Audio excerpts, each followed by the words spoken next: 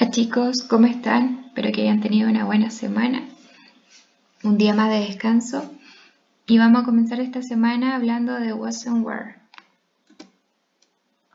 Vamos a recordar un poco lo que habíamos hablado en la clase anterior. Si bien tenemos acá que were lo utilizamos con we, you and they, y luego tenemos was, lo utilizamos con I, he, she and it, ¿cierto? Habíamos hablado también que was and were es el pasado del verbo to be. Si el verbo to be significa ser o estar, que es cuando hablamos de am, is y are, entonces tenemos que was and were es el pasado. Por lo tanto, va a significar estaba o era. Por ejemplo, she was at home yesterday. Ella estaba en casa ayer. Anne and Peter were at home yesterday.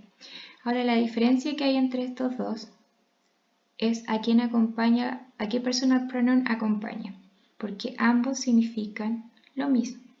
Eso era lo que habíamos conversado en la clase anterior. Y ahora tenemos que podemos hacer negaciones con was y con were. Ahora, ¿cómo hacemos esta negación? Solamente agregamos el not al lado de were o al lado de was. Sin embargo, quedan exactamente igual los mismos personal pronoun. We, you and they van a acompañar a were not o weren't, que es la abreviación, y I, he, she and it a was not o wasn't, que es su abreviación. Entonces, un ejemplo de aquello sería she was not at home yesterday o she wasn't at home yesterday. Ambas significan lo mismo, la única diferencia es que una está en su forma completa y la otra está abreviada.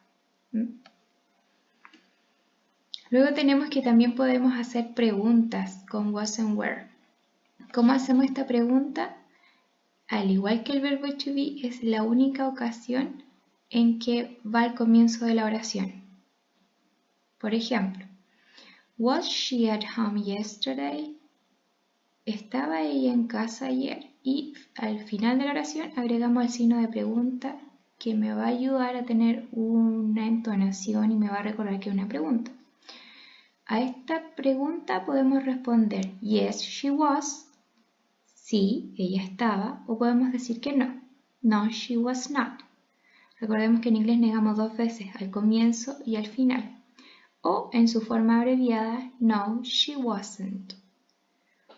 Luego tenemos were Anne and Peter at home yesterday? Podemos responder yes, they were, o no, they were not. O en su forma abreviada, no, they weren't.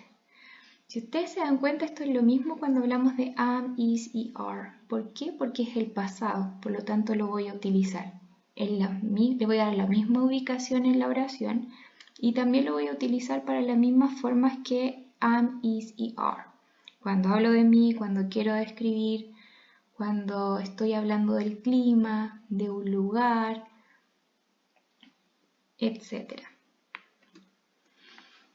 Entonces, un breve resumen sería para realizar oraciones positivas, positive sentences, tenemos primero de quién estoy hablando, a eso le vamos a agregar was or were, que va a depender de quién estoy hablando, y luego el complemento. She corresponde a quién estoy hablando, was, porque va con she, at home yesterday. Y generalmente, ¿se acuerdan que habíamos hablado que habían unas palabras especiales que colocaba al final de la oración, que me indicaba que hablaba de un pasado? Porque was y were habla del pasado. Y estas palabras, yesterday, last night, last month, que me indican también que ocurrió en un momento en pasado, las voy a colocar al final de la oración. Luego tenemos negative sentences. ¿De quién estoy hablando? Was not o were not, o en su forma abreviada, was not o were not, y el complemento. Y finalmente tenemos interrogative sentences.